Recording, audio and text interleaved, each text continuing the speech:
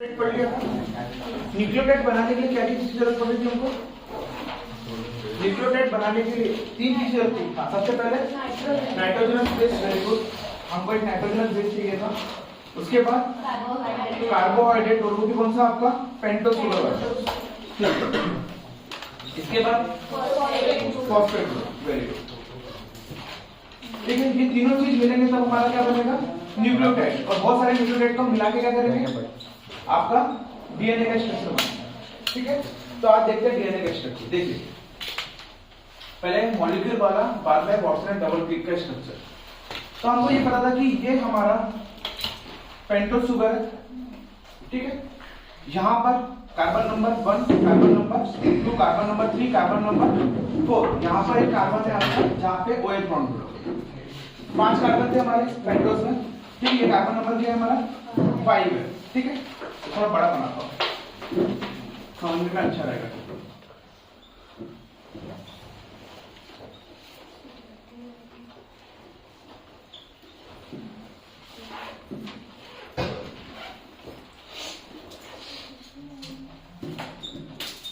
देखिए, दो स्ट्रक्चर बनाया मैंने पेंटोस के लिए, एक राइबोस के लिए बनाया और एक डीऑक्सीराइबोस के लिए बनाया। ठीक है, हमको पढ़ना कौन सा है? डीऑक्सीराइबोस वाला। राइबोस वाला आरएनए वाला नहीं, हमको डीएनए वाला पढ़ना है। तो देखो दोनों में डिफरेंस क्या है? 5 कार्बन के मॉलिक्यूल दिख रहे हैं आपको, 1 2 3 4 और 5। ठीक है, अब देखिए यहां पर हमने क्या बोला था? यहां पे जोड़ता है आपका नाइट्रोजनस बेस, कोई भी बेस हो सकता है। हमने क्या जोड़ दिया? एडेनाइन। यहाँ पे नाइट्रोजन बेस जुड़ता है, यहाँ पे कौन सा बेस जुड़ता है आपका? फॉस्फेट का। ठीक है, यहाँ पे फॉस्फेट का जुड़ता है, जिसको हम स्टार्ट अभी जोड़ते हैं। फिर हमने क्या देखा था? सब जगह पे OH और H जुड़े हुए हैं। यहाँ पर भी OH है आपका, यहाँ पर क्या है? H है। OH और क्या है? H है। ठीक है, अब देखिए यहाँ पर भी सेम ऐसे होगा, फॉस्फेट ग्रुप जुड़ा हुआ है। यहाँ पे कौन सा आपका? नाइट्रोजनस बेस, यहाँ पे OH और H। अब देखो ये वाला जो शुगर है आपका, कौन सा? राइबोस।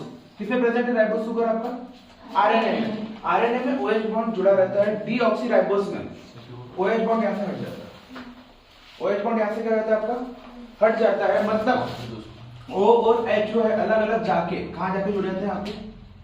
यहां पर। मतलब यहां का डीऑक्सीराइबोस, ये कौन सा है आपका?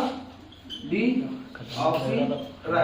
इसका मैकेनिज्म हमारे सिलेबस में नहीं है, 9-8 के सिलेबस में। मैकेनिज्म क्या है पता नहीं, बस हमको इतना पता है यहां का OH मॉलिक्यूल उठ के यहां चले जाता है। जब आप बायोटेक्नोलॉजी करोगे, वहां पढ़ोगे, तब वहां दिया है। ठीक है, कि मैकेनिज्म क्या है, रेजोनेंस क्या होता है, ये केमिस्ट्री में थोड़ा पढ़ा भी है आपने, इलेक्ट्रोफिलिक सब्स्टिट्यूशन वाला। ठीक है, तो यहाँ का OH मॉलिक्यूल जुड़ के कहाँ हो गया आपका? यहाँ पर। ठीक है, तो हम ये मान के चलते हैं कि कार्बन नंबर 2 में हमारा OH बॉन्ड जुड़ा है क्या? नहीं। और यहाँ आके फिर कौन सा ग्रुप जुड़ता है आपका? फॉस्फेट का ग्रुप। यहाँ आके कौन सा ग्रुप जुड़ता है? फॉस्फेट का ग्रुप। देखिए इसको, ये वाले कार्बन को देखते हैं। ये C4 कार्बन है, यहाँ से कार्बन जुड़ा आपका। ठीक है, फिर क्या है आपका? P, फॉस्फेट ग्रुप के लिए क्या आ गया? P। इसके पास एक OH था, वो OH दे दिया इसने। एक्स्ट्रा OH कहां से आया? यहां से, ये OH हो गया और डबल बॉन्ड।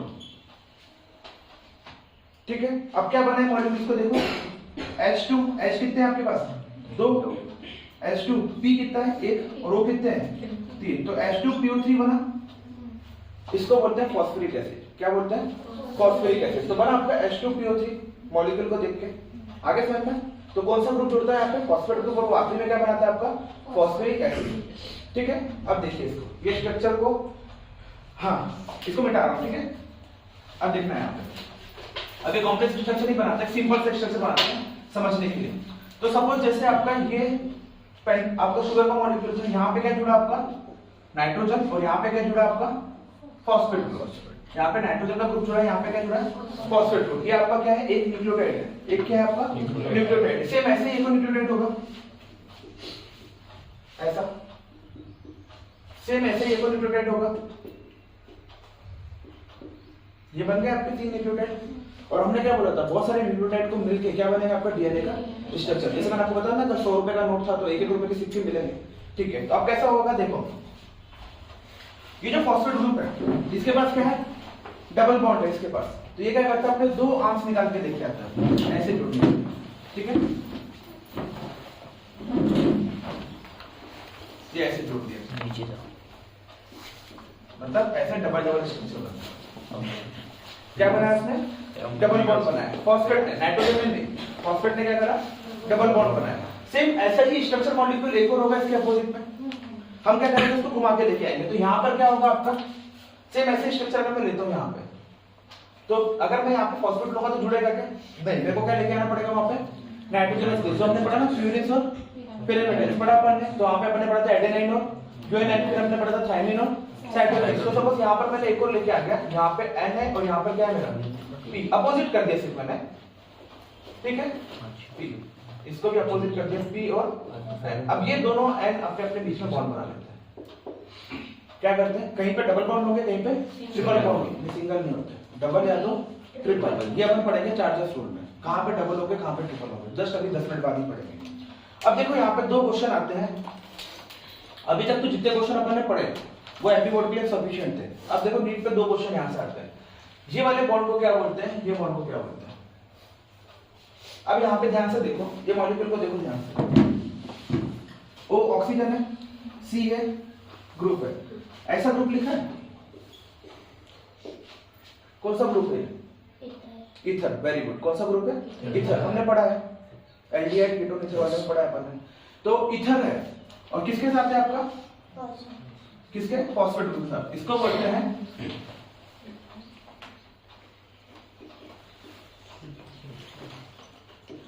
पॉलीडाइस्टर बॉन्ड। क्या बोलते हैं? पॉलीडाइस्टर बॉन्ड, ये इंपॉर्टेंट है। इसको क्या बोलते हैं? पॉलीडाइस्टर बॉन्ड। और ये जो दोनों के बीच में नाइट्रोजन नाइट्रोजन के बीच में कोवलेंट बॉन्ड है, इनके बीच में कौन सा बॉन्ड है आपका? Hydrogen bond. कौन सा बॉन्ड है? हाइड्रोजन बॉन्ड है। ये दोनों क्वेश्चन इंपॉर्टेंट है कि फास्फोरस के साथ जब जुड़ता है पेंटोस के साथ तो कौन सा बॉन्ड बनाता है? पॉलीडाइस्टर बॉन्ड बनाता है। और नाइट्रोजन नाइट्रोजन कौन सा बॉन्ड बनाता है?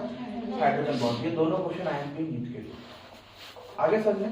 तो होता कैसे स्ट्रक्चर बनता है आपका डीएनए का, इसी को फिर हम बाद में ये स्ट्रक्चर बताएंगे, ये वाला स्ट्रक्चर, ठीक है। तो ये है आपके मॉलिक्यूल वाला स्ट्रक्चर। ये कैसा है आपका मॉलिक्यूल का स्ट्रक्चर। जैसे मैंने बोला ग्लूकोज, तो अपन डायरेक्ट फार्मूला लिख देते हैं ना, पर अपन ग्लूकोज का नंबर भी लिखते हैं C, फिर OH OH, वो वाला स्ट्रक्चर है।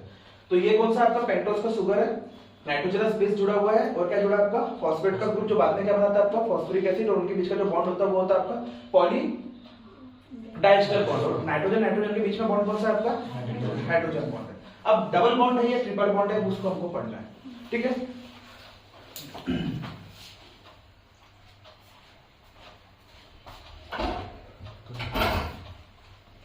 देखिए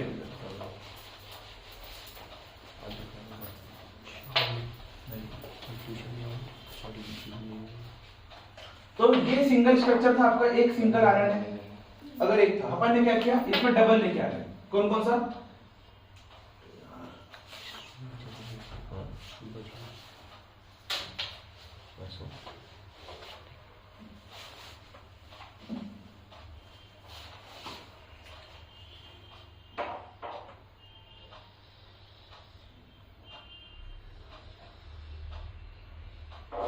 ठीक है, ये है आपके डीएनए का डबल हेलिक्स स्ट्रक्चर। अब देखो यहाँ पे कुछ चीजें हमको समझना है। यहां से हमारा डीएनए स्ट्रक्चर चालू हो रहा है और ये यहां से खत्म हो रहा है, इसको बोलते हैं वन लूप। इसको क्या बोलते हैं? One loop. वेट ज्यादा हो गया तो चल नहीं रहा।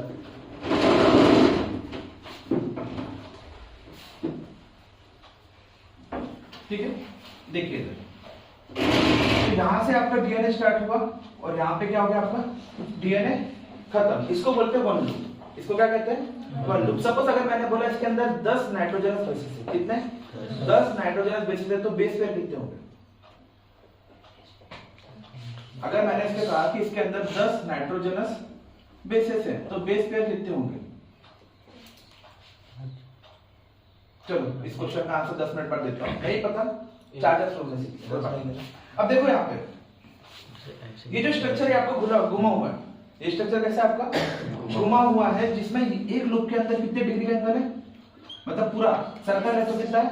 360 डिग्री एंगल है। अगर मैंने सपोज एक रिंग में कितना एंगल है तो क्या करेंगे? सपोज मैंने बोला इसके अंदर 10 रिंग है, कितने? 10 नाइट्रोजन बेस पेयर है, तो क्या करूंगा इसको डिवाइड कर दूंगा 10 से, तो क्या जाएगा आंसर? 36 डिग्री। कितना आ गया? 36 डिग्री। अब देखो यहां से लेके यहां तक इसको कहते हैं पिच ऑफ द डीएनए। क्या कहते हैं? Pitch of the DNA. ये आईएमपी क्वेश्चन है आपके बोर्ड के लिए। What is the pitch of the DNA? एक लूप के अंदर यहां से लेके यहां तक की लेंथ को क्या बोलते हैं? Pitch of the DNA. जैसे अपन बोलते हैं ना कोई भी आपका सिंपल हार्मोनिक मोशन है, अब इसको क्या बोलते हैं? क्रेस्ट। इसी को अपन क्या बोलते हैं? पिच बोलते हैं, या हाइट बोलते हैं, या एम्पलीट्यूड बोलते हैं। अलग अलग वर्ड है ना, पिच, हाइट, एम्पलीट्यूड।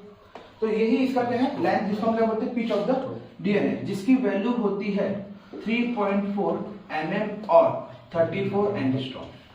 एंगस्ट्रॉम कितना था? 1/10 की पावर माइनस 1/10 की पावर 10, मतलब 10 की पावर -10। ठीक है, तो ये वैल्यू याद रखोगे, 3.4 और 34 एंगस्ट्रॉम। ये क्वेश्चन आता है आपका pitch of the DNA. Pitch of the DNA मतलब क्या होता है? एक लूप के अंदर जो लेंथ है डीएनए की, उसको क्या बोलते हैं? Pitch of the DNA. Suppose मैंने अगर बोला इसके अंदर 10 नाइट्रोजनस बेसिस है, तो क्या करेंगे? 360/10। तो एक लूप का एक ऐसे जुड़े होंगे ना, ये नाइट्रोजन बॉन्ड ऐसे जुड़े होंगे, ये जुड़े डबल डबल। तो ऐसे मान के चलते हैं इसके अंदर कितने होंगे नाइट्रोजन बेस पेयर? ऐसे 10। अब देखो बेस पेयर कैसे पता करता है? यहाँ पे कोई मॉलिक्यूल जुड़ा होगा, जैसे सपोज ए जुड़ा है, यहाँ पे भी जुड़ा होगा टी, तो ये कितने हो गए बेस पेयर? 2। अगर 10 नाइट्रोजनस बेसेस के लाइन है ऐसे, तो बेस पेयर कितने हैं? उसके डबल, मतलब 20। यहाँ पर भी 10 है, यहाँ पर भी 10 है, दोनों को मिला के कितने हो गए?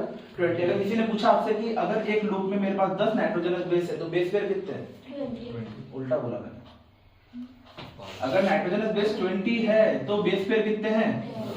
भाई पेयर मतलब होता है 2, पेयर मतलब क्या होता है? 2। इसलिए ध्यान से सुना करो मैं क्या बोलता हूँ, ठीक है? अगर ये आपके नाइट्रोजनस बेस है, ये भी क्या आपका नाइट्रोजनस बेस, 2 मिला के क्या बना रहा है? आपका एक पेयर बना रहा है। 2 मिला के क्या बना रहा है? एक पेयर। तो हमको सीखना क्या था अभी तक कि आपका जैसे शुगर का मॉलिक्यूल था, लेफ्ट हैंड साइड में इधर क्या है आपका?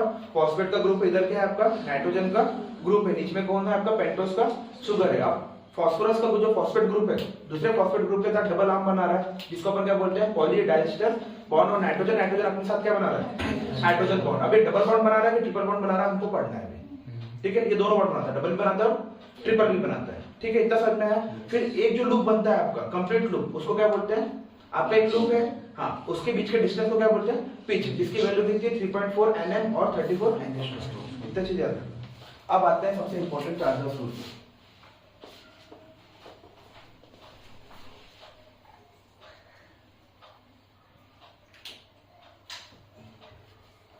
आज ध्यान नहीं आया ना, वो सबसे अच्छा क्लिक करता। सीमा भी करती है ना सीमा?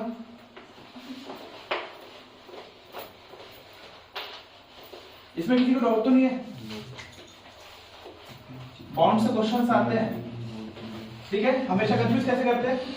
नाइट्रोजन के बीच में कोवलेंट बॉन्ड तो नहीं है, ठीक है? आयनिक बॉन्ड तो नहीं है, ऐसे बॉन्ड लिख देते हो। अब जिसको नहीं पता तो वो क्या करता है? कोवलेंट बॉन्ड को ज्यादा पिक करता है, क्योंकि कार्बन का मॉलिक्यूल है, उसको पता है कि अंदर कौन से बॉन्ड होंगे? Covalent bond.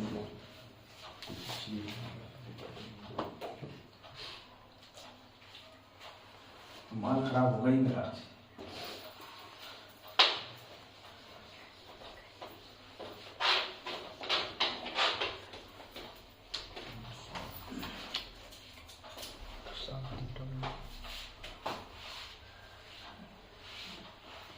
ज्यादा ही वेट क्यों लग रहा है? एक भी नहीं चल रहा।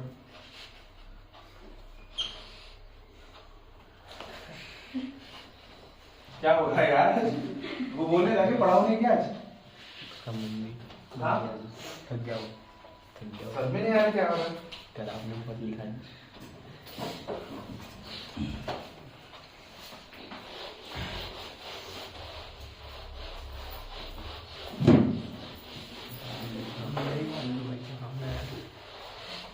अब तो वो कुछ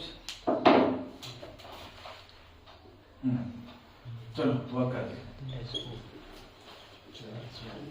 वेरी एम्प्टी है, एक न्यूमेरिकल है। चार्जर रूल, देखो इसकी स्टोरी क्या है। चार्जर रूल एक साइंटिस्ट था जिसका नाम था इरविन चार्जर। क्या नाम था?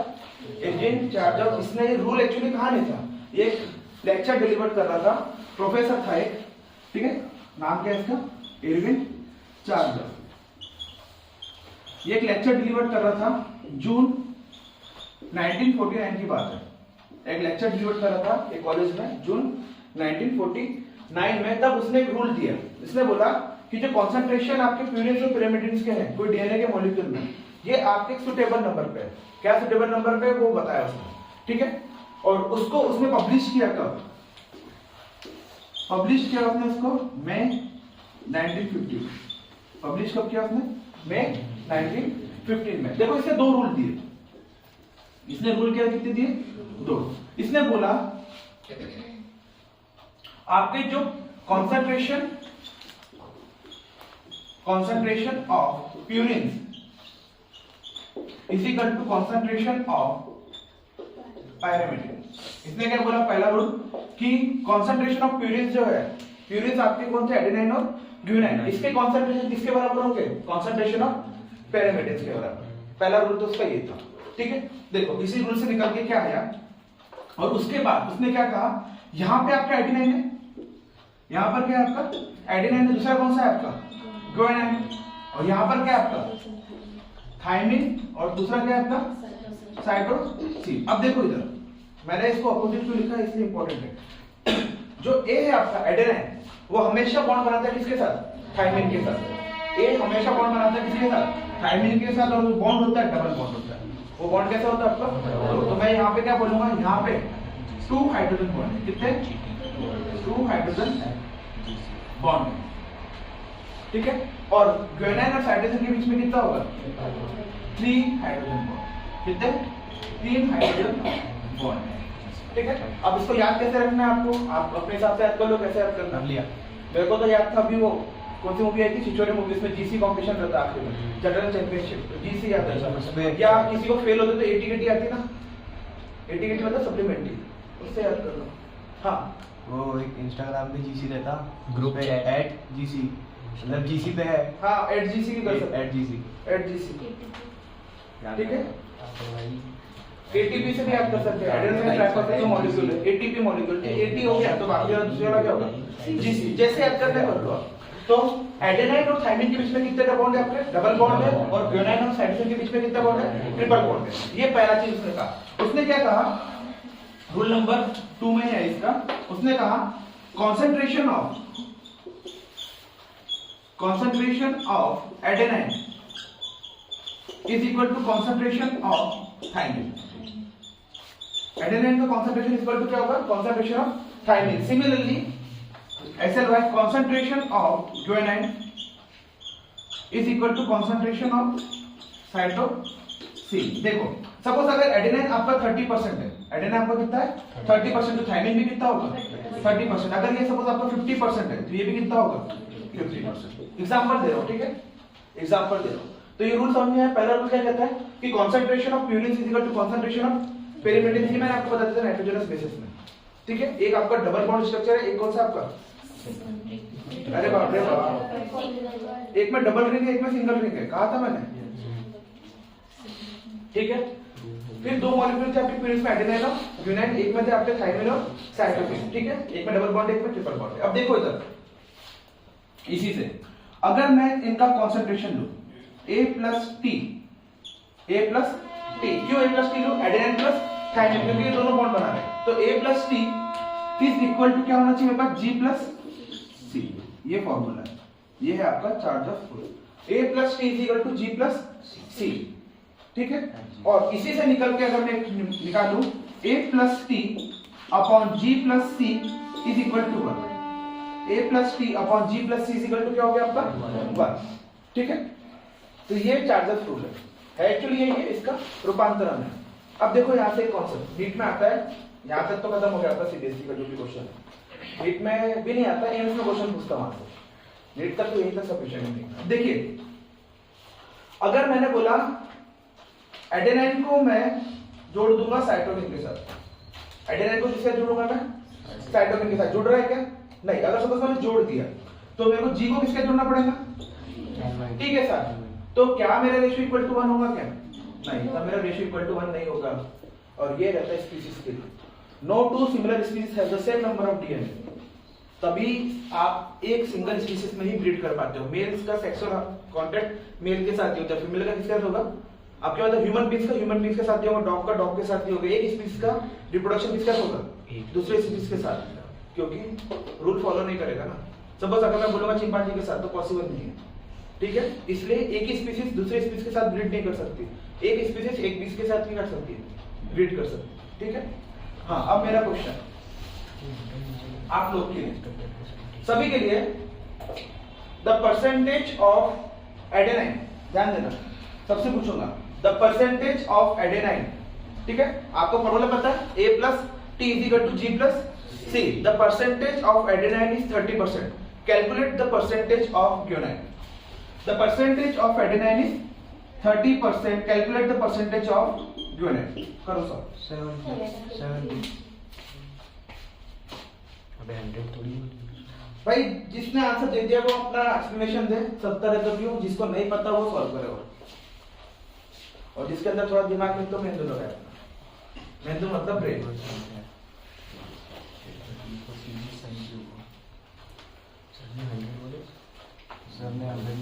पत्तली कमरिया बोले. बोला कि नहीं तुमने कुछ? हाँ. अब बोलो सर. 30 चुनना ना भाई. थोड़ा बड़ा तो बीबी पे ऐसा शक्ल बना दे जैसे पूरा चाहता हूँ उनको. कुछ लोग की फेस एक्सप्रेशन तो ऐसे रहते जैसे पता नहीं सर पूरा चाहता हूँ उनको. एक नंबर. हाँ ऋषि. The percentage of adenine is 30%. Calculate the percentage of guanine. एक ही न्यूमेरिकल है आपके स्कूल में. वो भी 40 का रेशियो है. As numerical. कितना? 70 वाले खड़े हो गए यार. कौन है 70 वाले? हाँ. कालबंडे जी, झलके जी और अच्छा हिमांशु बांगरे जी आप भी है. और कौन है 70 वाले? नहीं न्यूट्रल नहीं बोला तो आंसर देना पड़ेगा. न्यूट्रल मतलब क्या है? छोटा सा अपने को प्लस माइनस करना भी नहीं आता. 50 भी हो सकता. हाँ और न्यूट्रल नहीं भाई. हाँ खुशी. अरे फॉर्मूला आपके सामने लिखा है यार. अभी जोड़ घटाना भी सिखाना पड़ेगा क्या मेरे को आप लोग को? हाँ सीमा जी, सुहानी, श्रद्धा, जकी जी आपका 70 है ना? ठीक है. कालबंडी आपका 70 है. हाँ आस्था, 30. लीना जो सी पूछते सर तो वो 70 होता. हाँ सी पूछते तो 70 होता. अरे शांत रहे. जी की बात कर रहे ना? हाँ.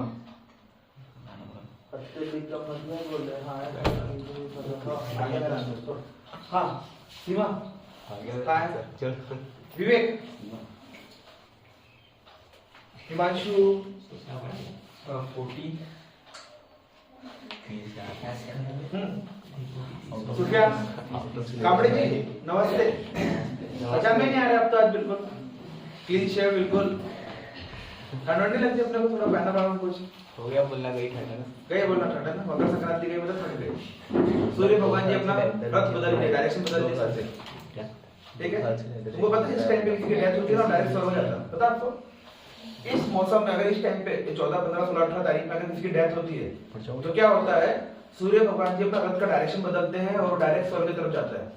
तो अगर किसी की डेथ होती है तो सूर्यदेव अपने साथ उस आत्मा को लेकर जाते हैं परमात्मा तक.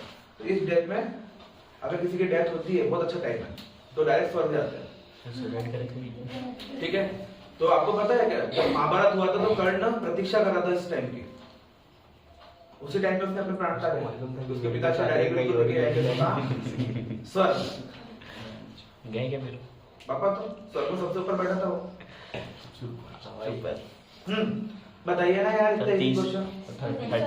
क्वेश्चन था जो गुआनिन है हाँ. उसका 100 में से निकालना था ना. मींस आपने वैल्यू दी थी एडमिन की. एडमिन की वैल्यू दी मैंने 30%. हाँ वेरी गुड. और फिर सर उसमें थायमिन और साइटोसिन को भी तो ये करना पड़ेगा ना. मैंने कुछ बोला था? मैंने सिर्फ एक बोल दिया एडेनाइन. बाकी मैंने कुछ बोला ही नहीं. वो गुआनिन. अरे बेसिक कॉन्सेप्ट यार. अच्छा 5 में परसेंटेज पढ़ाऊंगा तो. देखो इधर 70 वाले जिसने बोला तुम लोग का नीट हो गया. देखो इधर. अब देखिए इधर कॉमन सेंस का क्वेश्चन. ये बताओ बचपन में परसेंटेज कितने में सीखे अपन ने? हाँ परसेंटेज मतलब क्या होता? 100%. का सिंबल आने का मतलब ही क्या होता? 100. अब ये बताओ आपके पास दो चीजें. Concentration of units is equal to concentration of pyrimidine से आपके पास concentration of units is equal to concentration of pyrimidine. DNA का मॉलिक्यूल कितना परसेंट है आपका? 100% है. दो आपके पास एक प्यूरिन से एक पिरामिडिन से तो इसके पास कितना परसेंट है? 50. इसके पास कितना परसेंट है? 50. दोनों मिला के कितना देंगे? 100. आपने इसको ही 100 मान लिया तो फिर 70 बोल दिया आपने. है कितना? 50 और 50. सपोज अब इसको देखो तो यहाँ पर कितने होंगे आपके? 50. यहाँ कितने होंगे आपके? 50. तो ये कितना है आपका? 30. ये 30 है तो ये कितना होगा? आगे चला जाएगा. अरे 20 नहीं होंगे रे बाबा. एक के साथ काउंट करने वाला ना. देखो इधर चलो वैसा नहीं. यार सही चल रहा है. देखो इधर ए आपका कितना है? 30. तो टी कितना हो जाएगा आपका? होगा कि नहीं होगा? यस 50 पहली बात है फॉर्मूले गलत a plus G is equal to T plus C, ये है formula. a plus G is equal to T plus C, ठीक है। तो a कितना है आपके पास? तो यार अब तू वाला चला गया a plus G is equal to क्या? T plus C. Purine is equal to pyramid. किसी का ध्यान में नहीं दिया जब मैंने वहां पर बोला concentration of purine is equal to concentration of pyrimidine. हां हां, अब तो मुंह हिलाएंगे तो सर मेरे को तो पता था, मैंने बोला ही नहीं। नहीं मैंने नहीं बोला, मैंने बोला मुझे तो आता ही नहीं, हम क्या बताएंगे? हमारी तो नीट भी नहीं ये मतलब जब मैंने वहां पे लिख दिया concentration of purine is equal to concentration of pyrimidine, तब तो बोलना था कि सर हाँ ठीक है। अब देखो a plus G is equal to क्या हो गया? t प्लस सी हो गया, ठीक है। तो a हमारे पास कितना है? 30, तो ये भी कितना होगा हमारे पास? थायमिन 30। अब सपोज ये 30 है तो बचा कितना आपके पास? 20। और ये 30 है तो ये कितना हुआ? हो गया 50-50 50। चलो इसको दूसरा अपोजिट डायरेक्शन निकालने हैं। अगर a आपके पास 30 है, a आपके पास कितना है? 30 है, और t भी कितना हो जाएगा आपके पास? 30। तो टोटल मिला के कितने हो गए? 60। टोटल आपके पास 100 है तो माइनस करूंगा 60, तो बचा कितना? 40। अब इसमें दोनों मॉलिक्यूल होंगे, जिसको डिवाइड बाय 2 कर दो 20। उससे सबसे अच्छा ये है कि इसको देख लो। अगर सपोज मैंने बोला एक और question, the amount of guanine is 10%, the amount of guanine is 10%, calculate the amount of cytosine. The amount of guanine is 10%, calculate the amount of cytosine. 10 फिर यहाँ पे 40 यहाँ पे 10 हो गया कंफ्यूज? अब बोलो सर, मेरे को तो पता था 10 ना 10। अरे भाई करना ही क्या है? ये 10% है, ये भी 10% है ये 40 है, ये कितना हुआ? 40 40 40 80 10 90 10 100 खत्म। इतना इजी क्वेश्चन, ठीक है। अगर सपोज मैंने एक और पूछ लिया आपसे कि amount of thymine is 25%, calculate the amount of 25। सभी 25 ठीक है। अब ये बताओ, क्या 25-25-25-25 रेशियो पॉसिबल है, हाँ या ना? क्या 25-25-25-25 रेशियो पॉसिबल है, हाँ या ना? इस क्वेश्चन का आंसर तो बताना, वो तो ठीक है। हाँ कर दो।